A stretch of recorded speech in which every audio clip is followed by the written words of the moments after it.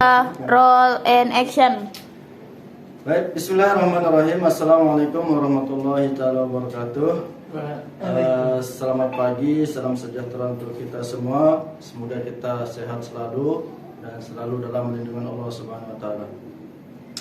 Pagi hari ini saya akan membahas mengenai tentang dakwah, bagaimana cara kita untuk menanggapi orang yang terkena musibah ataupun lagi kesulitan baik dalam ekonomi maupun kehidupannya sehari-hari. Di sini saya akan mendakwahi salah satu rekan saya yang dimana rekan saya ini mengalami begitu banyak rintangan, ya, begitu banyak rintangan dan musibah yang madu saya ini alami. Jadi itu yang saya akan bedah pada pagi hari. Baik, inilah teman saya yang bernama Edo. Narasumber saya ini berasal dari madu saya lah, berasal dari Desa Lembar, Lombok Barat. Beberapa kisah dari madu saya ini, salah satunya adalah mengenai tentang kesulitan di dalam sehari-harinya, terutama dalam ekonomi, yang dimana kita harus menjalani kehidupan kita ini tanpa ada kesulitan. Kenapa saya bilang gitu? Kesulitan ekonomi itu adalah tergantung dari diri kita sendiri. Bagaimana secara kita menanggapi kesulitan itu, bagaimana cara kita harus mengatasi kesulitan itu. Jangan hanya terbawa dengan suasana kesulitan itu, maka kita akan mati. Jadi sebagaimana yang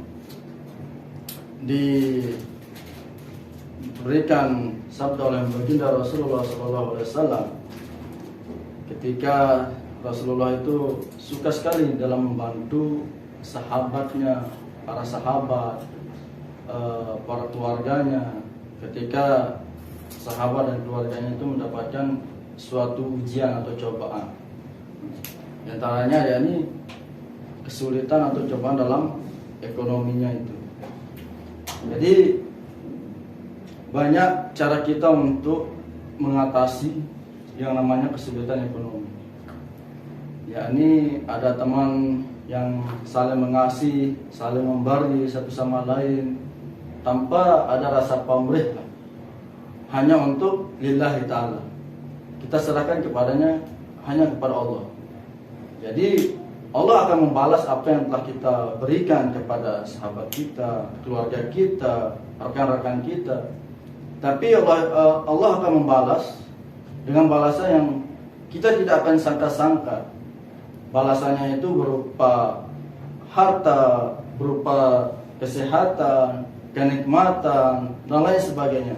Tapi seringkali banyak manusia itu menyangka bahwa ketika kita memberi atau membantu orang yang lagi kesulitan dengan materi, ini seperti uang, kita akan berpikir bahwa nanti Allah akan menggantinya dengan uang lagi. Tapi itu salah.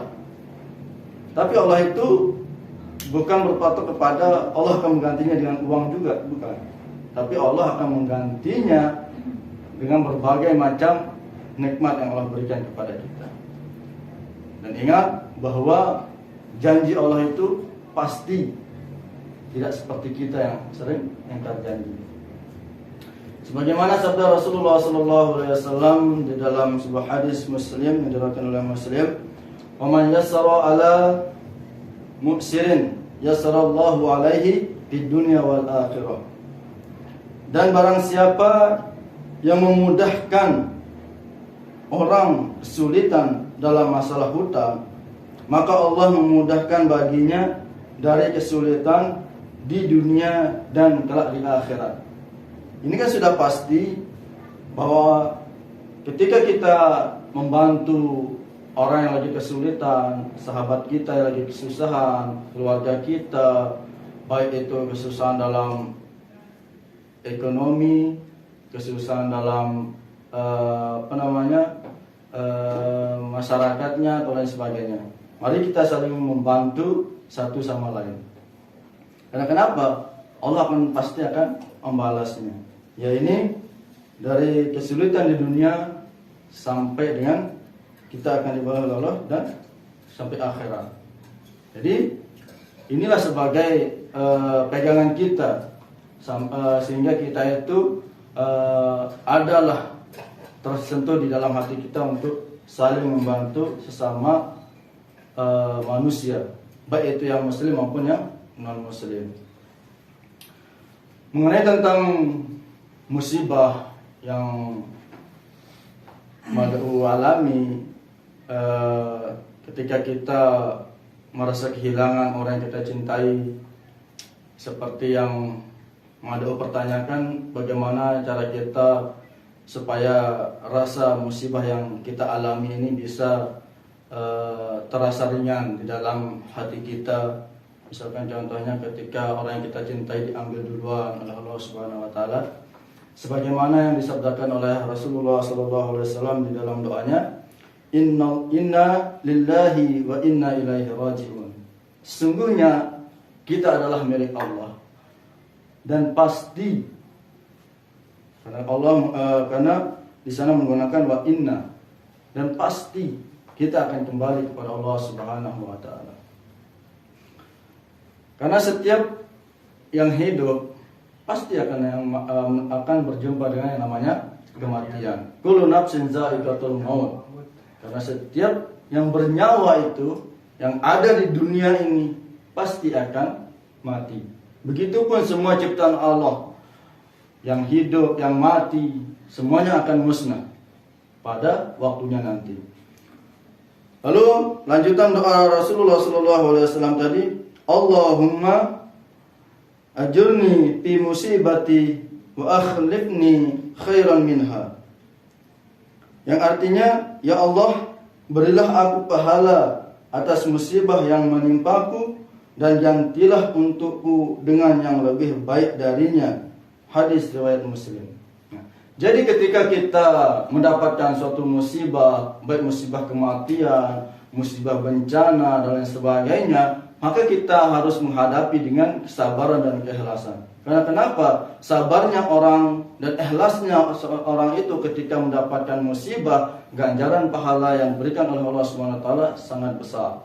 Seandainya Allah memperlihatkan ganjaran pahala atau balasan pahala yang diberikan kepada orang yang menghadapi kesabar, ketika dia mendapat musibah, dia menghadapi dengan kesabaran dan keikhlasan, maka apa yang menimpa kita itu kita akan selalu mengikhlaskan. Karena kenapa? Kita mengetahui betapa besarnya pahala orang yang menghadapi suatu musibah dengan kesabaran dan keikhlasan.